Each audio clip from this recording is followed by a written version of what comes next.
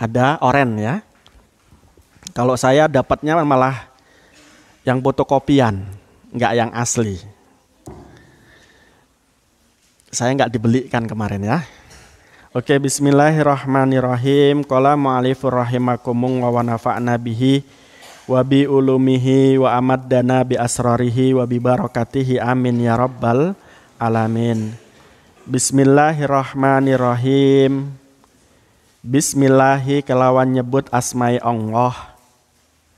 Ar-Rahmani kang maha welas asih ing dalem dunya lan akhirat. Ar-Rahimi kang maha welas asih ing dalam akhirat beloko. Berkali-kali saya mengingatkan bahwa kalau kita melakukan sesuatu yang baik, hendaknya harus diawali dengan membaca bismillah. Mau berangkat ke pondok, biar mondoknya tenang, biar mondoknya mau belajar, baca bismillah. Mau berangkat ke sekolah, biar sekolahnya dapat ilmu, biar sekolahnya dapat manfaat daripada ilmu, baca bismillah. Mau makan, baca bismillah. Mau minum, baca bismillah. Pokok yang baik-baik diawali dengan bacaan bismillah. Nabi mengatakan, badi'u bima bada Allah. Mulailah segala sesuatu yang baik itu dengan apa yang Allah mulai. Allah memulai bacaan Al-Fatihah dengan bismillah. Maka kita harus mendahului segala perbuatan yang baik-baik dengan bacaan bismillah. Oleh karena itu pun juga termasuk pengarang kitab ini atau penyusun kitab ini itu mengatakan dan menuliskan di dalam kitabnya bacaan Bismillahirrahmanirrahim. Bismillahirrahmanirrahim.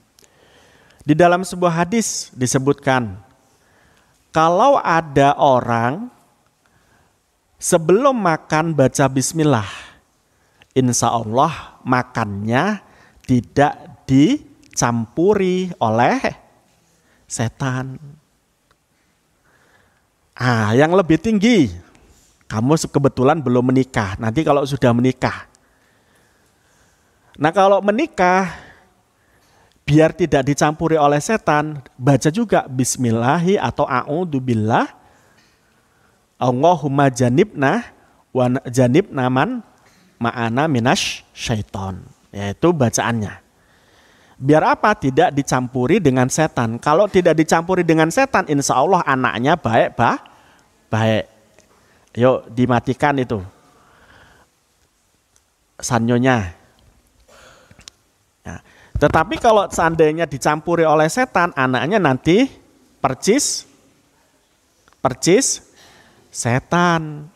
Makanya minimal ya baca bismillah atau baca tadi Allahumma janibna wa janibna man ma'ana minasy syaiton.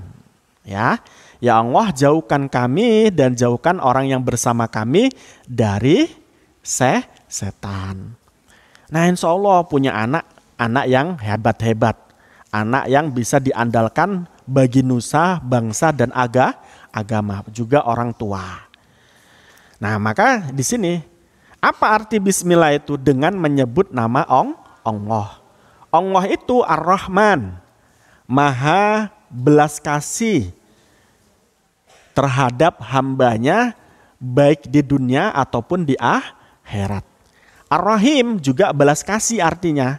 Tetapi belas kasihnya Allah bentuk Ar-Rahim itu hanya diberikan di akhirat saja.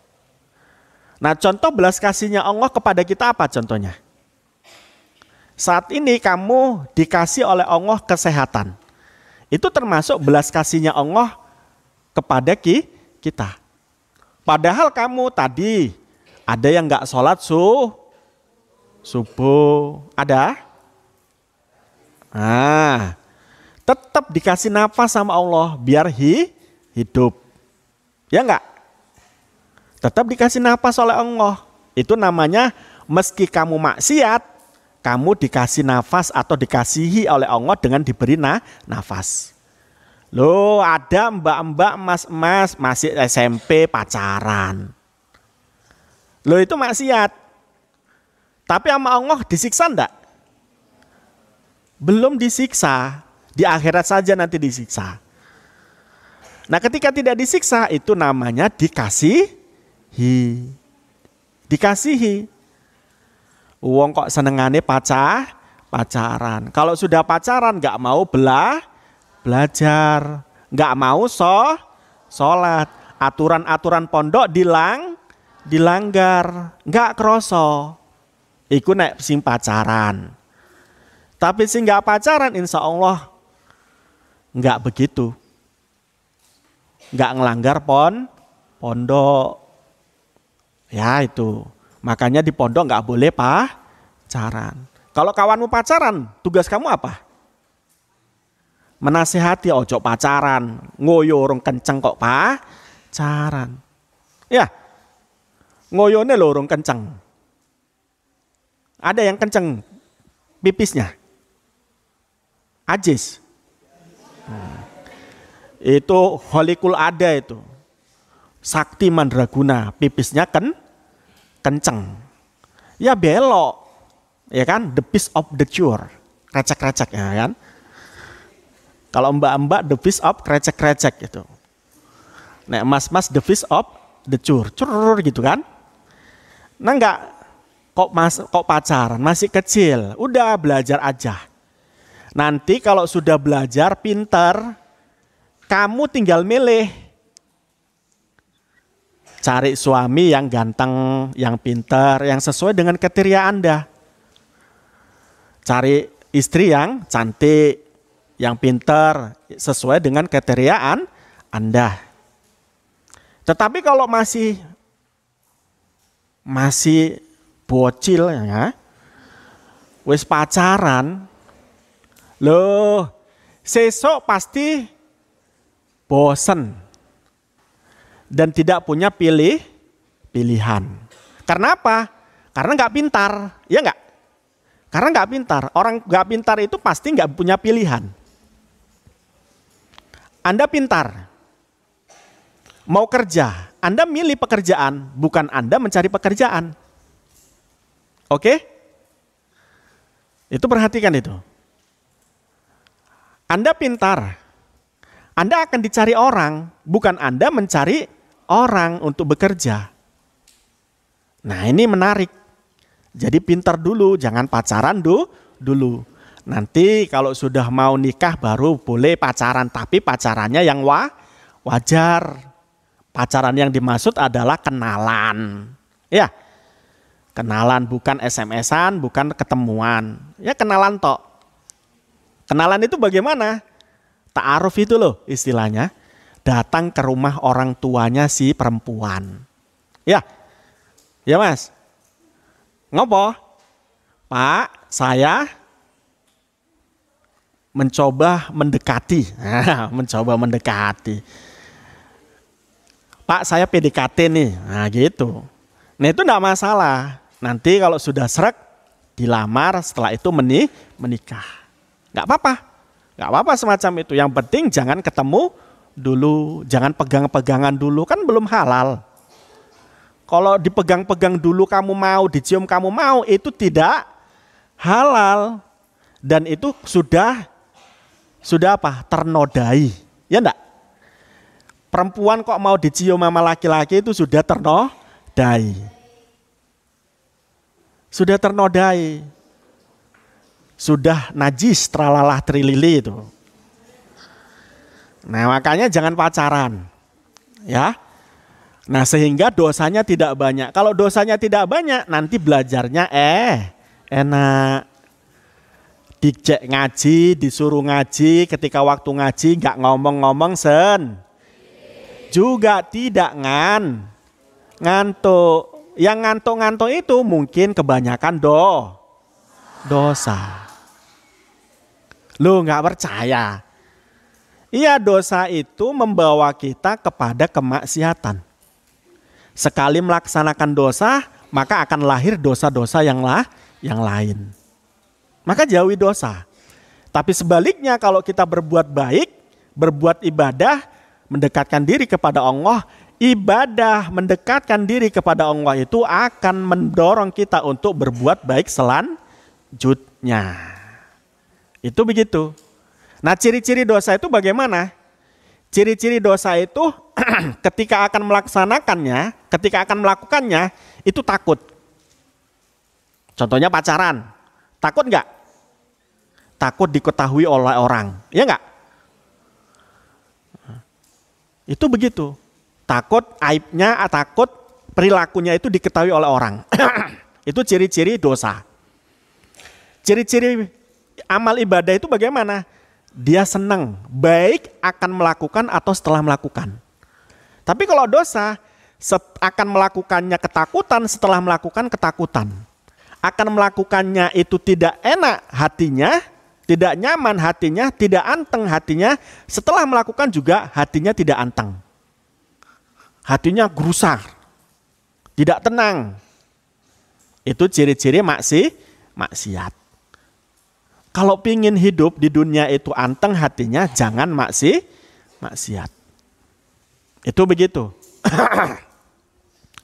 Nah, baca bismillah. Baca bismillah. Tadi ketika mau ngaji kok baca bismillah, ya Allah, bismillahirrahmanirrahim, ngaji. Atas perintahmu ya Allah dan atas perintah nabimu ya Allah, dan untuk menghilangkan kebodohan. Ketika sudah semacam itu niatnya dan begitu bacaannya ketika akan berangkat, insya Allah ngaji itu akan tenang.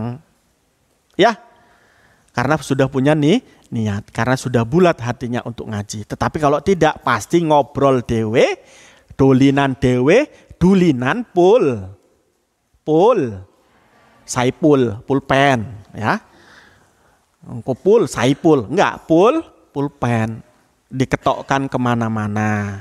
Nah, coba tenang, latihan tenang, mendengarkan dengan sesama. Karena ilmu itu susah loh mendapatkannya. Ya, gak cukup hanya mendengarkan, tetapi kemudian harus diangan-angan setelah mendengarkan. Betul gak? Harus. Jangan hanya mendengarkan. Kalau hanya mendengarkan nanti kamu tidak dapat hikmah. Tapi harus diangan-angan. Oh iya. Tadi contohnya saya katakan bahwa kalau maksiat itu pasti sebelumnya itu takut, khawatir, tidak tenang. Betul atau tidak itu? Dalam pikir kamu. Betul enggak? Nah, diangan-angan. Oh iya, betul. Setelahnya sama juga. Iya. Setelahnya juga takut. Tetapi kalau ibadah akan melaksanakannya itu pasti senang. Setelahnya juga senang. Itu. Jadi gampang sebetulnya mana maksiat, mana ibadah. Oke? Mana maksiat, mana taat. Tergantung kitanya. Begitu ya? Nah, baca bismillah. Selain baca bismillah, jangan lupa baca alhamdulillah. Alhamdulillah utawi sekabehane puji. Iku lillahi kadungane Allah. Alladzi kang hada kang nuduhake sapa Allah na ing kita. Lihada maring iki perkara. Wa malan perkara kuna kang ana sapa kita. Linah tadia supaya den tuduhake atau supaya den wae hidayah sapa kita. Laula an hadana lamun ora aweh hidayah na ing kita sapa Allahu Allah. Wassalatu lan tambahi rahmat takdim, wassalamu lan keselamatan. Ala sayyidina ing atase Gusti kita Muhammadin, rupane Nabi Muhammad sallallahu alaihi wasallam. Sallallahu alaihi wasallam. Loh, kata Nabi, orang yang paling pelit ngerti pelit? Medit, ngerti? Dekil. Orang yang paling pelit itu ketika namaku diucapkan, dia tidak mengucapkan sholawat. Ya, Allahumma sholli ala sayyidina Muhammad. Kamu harusnya ngomong shollu alaihi. Oke? Allah itu dia. Wassalatu wassalamu ala sayyidina Muhammad shollu alaihi. Itu begitu harusnya. Ya. Nuril hidayati kang dadi cahayane hidayah. Wa ala alihi lan ing atase keluargae Nabi Muhammad. Wa sahbihi lan sahabate Nabi Muhammad. Najumi rosyadi kang dadi bintange atau nujumu rosyadi kang dadi bintange pituduh. Ini menarik. Jadi yang pertama baca bismillah, yang kedua mengucapkan alhamdulillah, mengucapkan alhamdulillah. Jadi setiap akan melakukan sesuatu baca bismillah dulu, kemudian baca alhamdulillah. Selain itu juga membaca sholawat. Nah, sholawat itu bukan mendoakan Nabi, tapi menghormati Nabi. Sebab apa? Nabi tidak butuh doa kamu. Nabi tidak butuh doa kita sebagai umat. Tapi kita butuh yang namanya syafaat. Ketika kita menghormati Nabi Muhammad dengan bersolawat, maka pada saat itu kita akan mendapatkan syafaat. Apa itu syafaat? Pertolongan Nabi Muhammad yang diberikan oleh Allah sebagai Nabi yang bisa memberi syafaat kepada umat, menolong kepada umat. Jadi fungsi sholawat itu bukan mendoakan Nabi Muhammad. Nabi Muhammad itu maksum. Maksum sejak lahir. Maksum itu artinya apa? Terhindar dari dosa. Nabi Muhammad tidak pernah syirik. Nabi Muhammad tidak pernah maksiat. Itu yang disebut dengan maksum. Oleh karena itu Nabi Muhammad tidak butuh doa. Nah, kita bersolawat itu adalah untuk menghormati Nabi Muhammad. Karena apa? Allah menghormati Nabi Muhammad. Malaikat menghormati Nabi Muhammad. Manusia harusnya juga menghormati Nabi Muhammad dengan bacaan apa? Sholawat. Nah, untungnya apa kalau kita bersolawat? Kalau kita bersolawat, untungnya adalah kita mendapatkan syafaat atau pertolongan nanti ketika di yaumul kiamah. Semua orang nanti pada gilirannya itu ketakutan. Ya.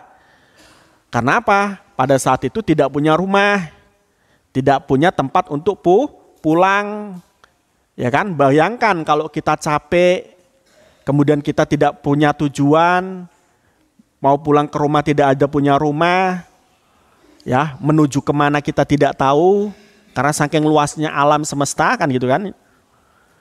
Nah, pada saat itu matahari juga teriknya sangat, ya haus juga begitu menyengat kan gitu kan. Maka di situ ada namanya pertolongan Nabi Muhammad. Mereka-mereka yang bersolawat kepada Nabi Muhammad, insya Allah mereka akan mendapatkan pertolongan Nabi Muhammad. Dengan cara apa? Dengan cara mungkin ya bukan mungkin, di dalam keterangan itu hadis ataupun apa ya, penjelasan daripada ulama itu matahari bisa saja kemudian redup untuk kita sendiri, tapi tidak redup untuk mereka yang tidak bersolawat walaupun di satu tempat yang sama. Coba itu. Nah, satu saat nanti Nabi Muhammad ketika kita bersolawat juga kita akan dikenal oleh Nabi Muhammad. Jadi di surga sana itu ada namanya Syajaratul Ummatil Nabi Muhammad. Ada pohon umatnya Nabi Muhammad yang mana ketika umat Nabi Muhammad itu bersolawat maka tumbuh apa? Daun dari pohon itu. Menunjukkan bahwa seseorang telah bersolawat. Dan orang yang bersolawat itu namanya termaktub dalam daun itu. Sehingga siapa saja yang mereka besok mendapat syafaatul udmah itu sudah jelas. Maka perbanyaklah sholawat. Jadi kalau dikatakan bahwa sholawat itu mendoakan Nabi Muhammad tidak tepat juga. Sholawat itu kita ucapkan untuk menghormati Nabi Muhammad. Maka tadi disebutkan wassolatu apa? Tambahi rahmat takdim. Untuk penghormatan kita kepada Nabi Muhammad. Wassalamu dan keselamatan. Nah, walaupun ini doa selamat, tetapi ini sebetulnya Nabi Muhammad tidak perlu didoakan untuk selamat. Mendoakan Nabi Muhammad untuk selamat itu akan kembali kepada kita. Paham? Jadi kalau kita berdoa kepada orang lain untuk orang lain, hendaknya doa itu yang baik baik. Jangan yang jelek. Sebab apa? Bisa jadi doa itu akan kembali kepada kita. Kalau doanya bagus, maka kembali kepada kita enak. Tapi kalau doa itu jelek, bagaimana? Nggak enak. Mudah-mudahan kakinya ketelilir atau kakinya pengkor. Nah, itu kembali kepada kita bagaimana? Ayo. Jadi jangan berdoa yang jelek-jelek kepada orang. Doakan yang baik-baik. Meskipun dia berbuat jelek kepada kita. Nah, termasuk juga berdoa baik ini adalah kepada Nabi Muhammad. Sekali lagi Nabi Muhammad tidak perlu didoakan. Dan ketika kita berdoa kepada Nabi Muhammad, sejatinya kita berdoa untuk kita diri sendiri. Itu begitu.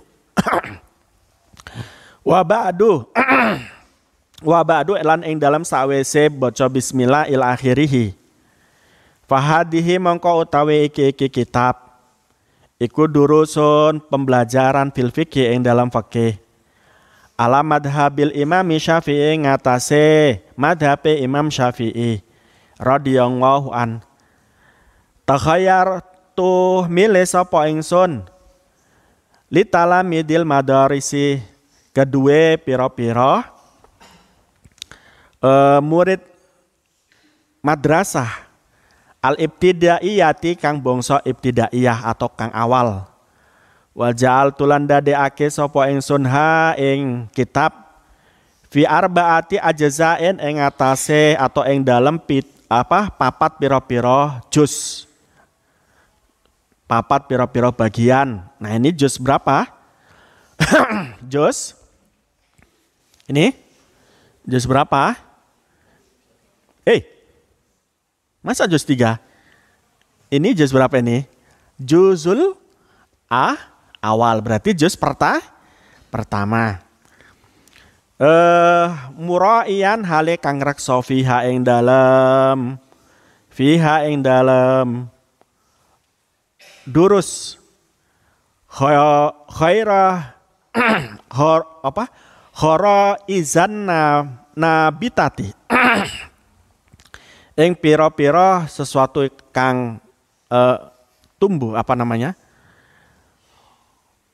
wa muyulahum lan kecondongane mudaris atau tilmid atau madaris atau tilmid itu talamid itu wa atwaro ukulihim lan kesesuaian cara berpikirnya muda talamid. As'alu nyuwun sapa ingsun ayu hakika yen tong ngehaki sapa Allah ma ing perkara aratu kang ngarepake sapa ingsun. In uridu lamun ngarepake sapa ingsun ilal islaha angin kejaba ngene berarti. Ayahi kaya ento ngehake. Ya betul berarti. Ilal islah angin kejaba kemaslahatan. Mas tatok tu selagine sanggup sapa ingsun. Wa ma taufiqi lan wa malan perkara taufiki kang wa ma taufiqi lan ora ana kang nulungi ingsun ngono ya. Illa billahi angin kejaba Allah alaihi iku ing atase Allah. Tawakal sapa ingsun wa ilaihi lan maring Allah. Unibu ayam sapa ingsun. Nah, kitab ini adalah kitab fikih bermadhab Syafi'i. Di dalam Ahlus Sunnah wal Jamaah Ahlus Sunnah wal Jamaah dalam fikih itu membatasi kajian fikihnya hanya mengikuti pada 4 imam madhab. Madhab apa saja itu? 1 Hanafi, terus Maliki, terus Syafi'i, terus Hambali. 4 imam madhab ini yang boleh diikuti dalam bidang fikih. Makanya tadi kita ketika tawasul ila hadrati madhahibil arba'ah, Imam Hanafi, Imam Maliki, Imam Syafi'i, Imam Hambali. Duduk Imam Samudra, ya, teroris ya. Itu begitu. Nah, fikih kita ini mengikuti Imam Syafi'i. Berarti salah satu daripada imam madhab. Di Indonesia itu kebanyakan para muslimnya mengikuti madhab Syafi'i. Kenapa? Karena yang bawa Islam ke Indonesia pada saat itu juga bermadhab Syafi'i. Dari mana itu? Dari Gujarat, wilayah India. Dari mana itu? Dari Cina. Nah, ya. Jadi Cina itu membawa Islam ke Indonesia. Dari mana itu? Dari Yaman. Nah itu kebanyakan adalah Syafi'iyah. Maka kemudian sampai ke kita.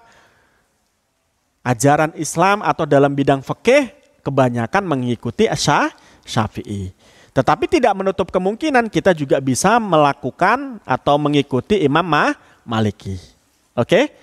Contoh pada saat kita berhaji. Pada saat berhaji kita mengikuti Syafi'i atau Maliki? Maliki. Ya kenapa? Karena menurut Maliki mubasyarah atau ketemunya kulit laki-laki dan perempuan itu tidak membatalkan wudhu. Sementara kalau kita haji itu harus suci, hadas kecil, hadas besar. Nah kalau kita ngikuti Imam Syafi'i kita kesusahan. Karena dalam Syafi'iyah mubasyarah atau ketemunya kulit laki-laki dan perempuan yang tidak muhrim itu bisa membatalkan wudhu. Oke? Nah itu kita bisa mengikuti Imam Maliki. Nah ini fikihnya Imam Syafi'i. Beliau tahayyartuha li talamidil madaris libtidaiyah. Beliau memperuntukkan kitab ini untuk mereka murid-murid ibtidaiyah. Murid-murid apa? MI. Nah Anda sudah SMP, apakah kadaluarsa? Tidak. Tidak ada ilmu yang kadaluarsa. Tetap relevan dengan apa yang Anda statusi sekarang. Ya. Nah kitab ini dibagi menjadi 4 jilid atau 4 bagian. Ya. Hal ini disesuaikan dengan apa? Dengan daya fikir daripada murid-murid MI. Ya. As'alu ngohayu haqiqa ma aratu in urida ila islah. Saya berharap dengan adanya kitab ini bisa memberikan kemaslahatan. Kemaslahatan itu apa? Kebaikan. Wa ma taufiqi ila billah. Tidaklah ada yang menolong untukku kecuali Allah. Jadi kita semuanya bisa sampai di kelas ini untuk kemudian ngaji. Itu kalau tidak ada taufiknya Allah, tidak ada pertolongannya Allah, mungkin kita tidak bisa ngaji. Ya enggak? Enak tidur, ya kan? Enak dan lain sebagainya itu, begitu. Tapi kita ditolong oleh Allah untuk kesini untuk menjadi orang yang mau menerima dan mendengarkan ngaji. Itu namanya pertolongan Allah berupa taufiknya Allah. Ada namanya taufik? Enggak ada. Hidayah ada, hidayah. Nah, itu begitu. Nah, Allah lah yang memberi petunjuk. Ya, wa tawakkaltu, dan saya bertawakal kepada Allah. Tawakal itu apa? Pasrah diri. Pasrah diri itu bagaimana? Melakukan sesuatu, berdoa, setelah itu menyerahkan apa yang sudah dilakukan kepada Allah. Itu namanya tawakal. Oke, bismillahirrahmanirrahim. Di dalam kitab ini bentuk daripada sistematika tulisannya adalah model tanya jawab. Nah, ini contohnya ini. Mal Islam.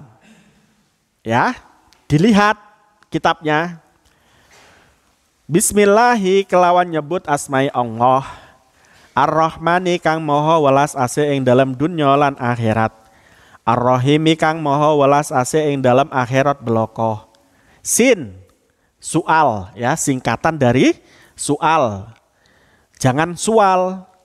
Beda enggak? Kalau soal itu dari sa'ala yas'alu sualan ya, tanya artinya. Kalau sual itu katok. Iya enggak? Sual. Apa sual? Celah. Iya enggak? Wah, beda berarti. Kalau di Jawa Timur itu sual itu celana. Kalau di sini apa? Celana. Nah kan? Nah, sin sa'ala atau apa namanya pertanyaan atau sualun ya. Mal Islam. Kalau Anda ditanya Islam apa jawabnya? Islam adalah agama yang saya anut, yang kitabnya Al-Quran. Terus? Yang nabinya Nabi Muhammad. Itu adalah Islam. Nah di sini disebutkan Islam itu apa? Huwaddinul ladzi ba'atsallahu bi sayyidina Muhammadan sallallahu alaihi wasallam li hidayatin nas wa sa'adatihim. Diterjemahkan, Islam adalah agama yang diberikan kepada Nabi Muhammad sallallahu alaihi wasallam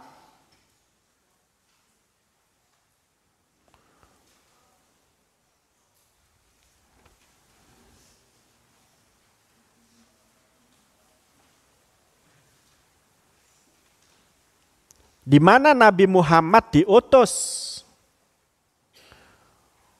untuk menyampaikannya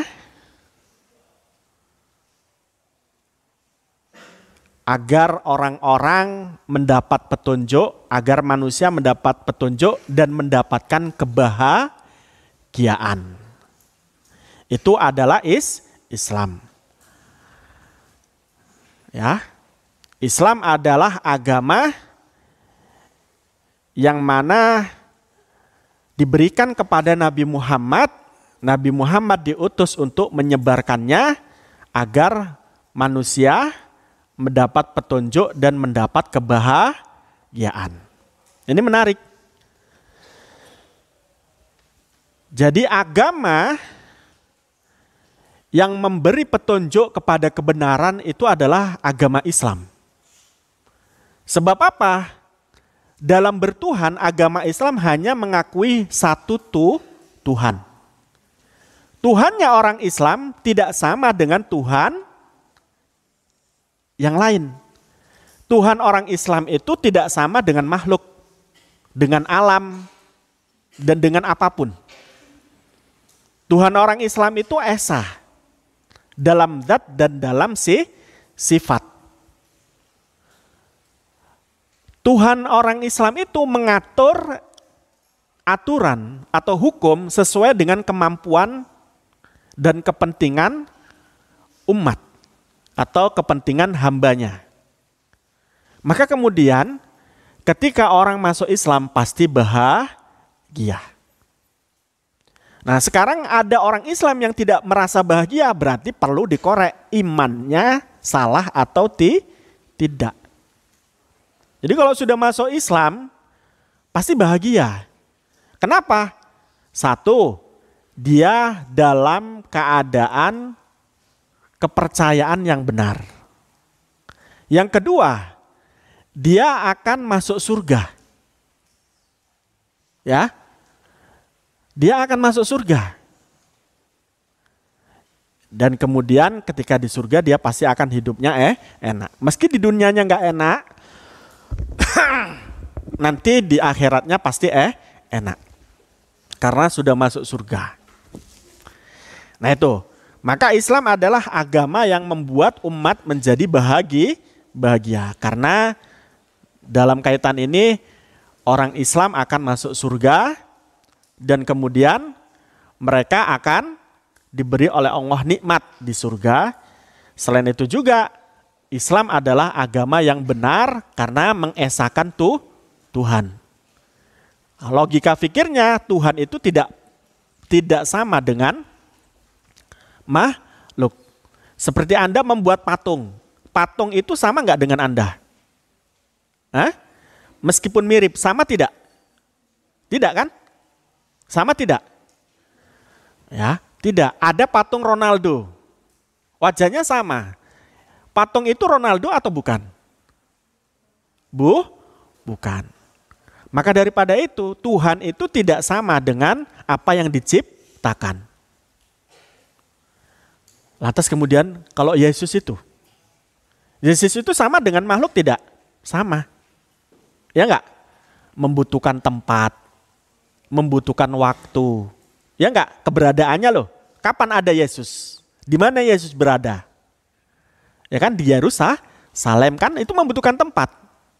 Kapan dia ada? Ya waktu itu. Ya enggak? Nah Tuhan tidak diliputi waktu dan tempat. Oke, Yesus itu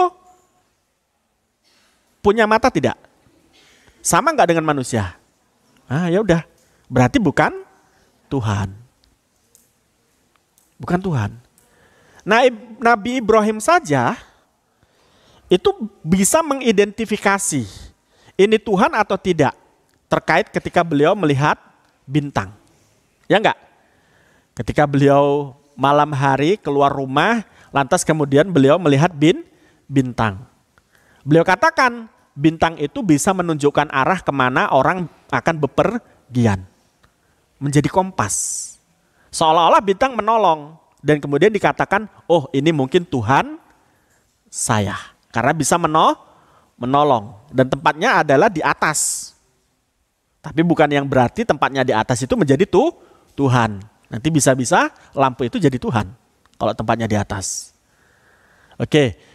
Kemudian dilihat, wah bintang ini lebih kecil dibanding bulan. Bulan itu bisa menyinari dibanding bintang. Cahayanya lebih terang daripada bintang. Nah kemudian bulan juga sirna pada pagi hari. Datanglah matahari. Matahari dianggap menjadi Tuhan juga. Jadi bintang dianggap Tuhan, bulan dianggap bintang, tapi semuanya kemudian tidak jadi bintang karena memang ada sesuatu yang tidak cocok dari logika berpikir untuk menjadi Tuhan. Matahari dianggap jadi menjadi Tuhan. Matahari dianggap menjadi Tuhan, loh. Matahari juga pada saat sore hari tenggelam. Tuhan nggak mungkin tenggelam.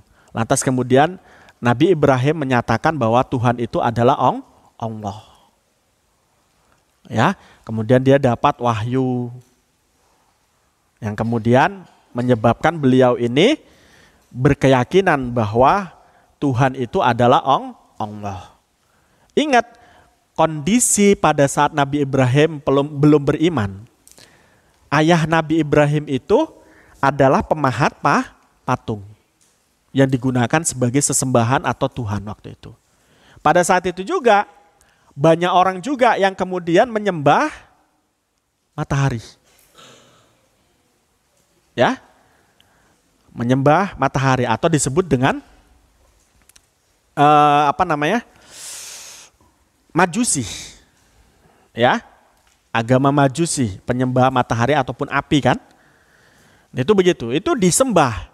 Tetapi kemudian masa patung itu Tuhan? Dipertanyakan begitu.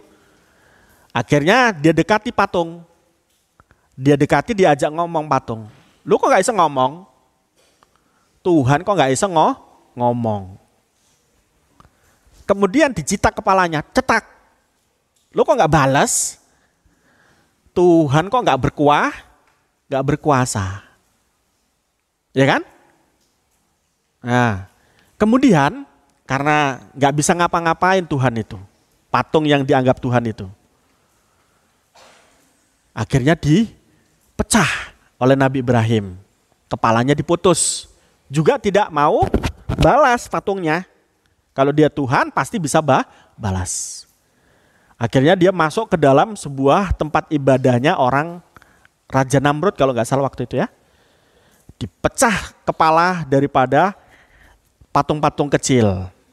Ya kan? Kemudian dibiarkan patung besar. Nah, setelah patung besar itu dibiarkan, masuklah Raja Namrud. Dilihat, loh, kepala patung-patung kecil kok pecah semua. Siapa yang memecahkan? Ada yang mengatakan, Ibrahim, wahai raja. Cari Ibrahim. Ditangkap Ibrahim, Nabi Ibrahim ditangkap. Lantas kemudian bagaimana? Ditanya, wahai Ibrahim, kamukah yang memecah kepala-kepala ini? Kata Nabi Ibrahim, tidak. Selama saya duduk di sini, selama saya berdiri di sini, saya belum pernah melakukan apa-apa. Ya, selain menjawab pertanyaan Anda. Mungkin yang memecahkan adalah yang besar itu. Kebetulan waktu itu yang patung yang besar itu dikasih bodem di tangannya. Apa jawab Namrud? Gak mungkin patung besar itu bisa memecahkan kepala patung-patung kecil. Wong dia itu batu. Oke? Apa yang kamu rasakan di sini? Hah? Loh, wong wis ngerti gawe sapa kok sembah. Nah, ini menariknya begitu. Cerdas pemikirannya Nabi Ibrahim. Maka dalam beriman Anda juga harus cerdas. Anda kan Islam itu karena orang tua Anda Islam, betul? Iya. Anda sudah berpikir belum berkait tentang kenapa Anda harus Islam? Makanya di dalam pesantren itu diajarkan ilmu apa? Ilmu tauhid. Nanti ada akidatul awam kan? Sudah dipelajari? Akidatul awam udah dipelajari? Kamu kenal sifat wajib Allah ada 70? Wah, 20 sifat wajib Allah. Sifat jaiznya Allah ada 20? 20. Sifat jaiz Allah. Tadi saya ngomong apa? Sifat mustahil Allah ada 20. Sifat jaiznya Allah ada 1.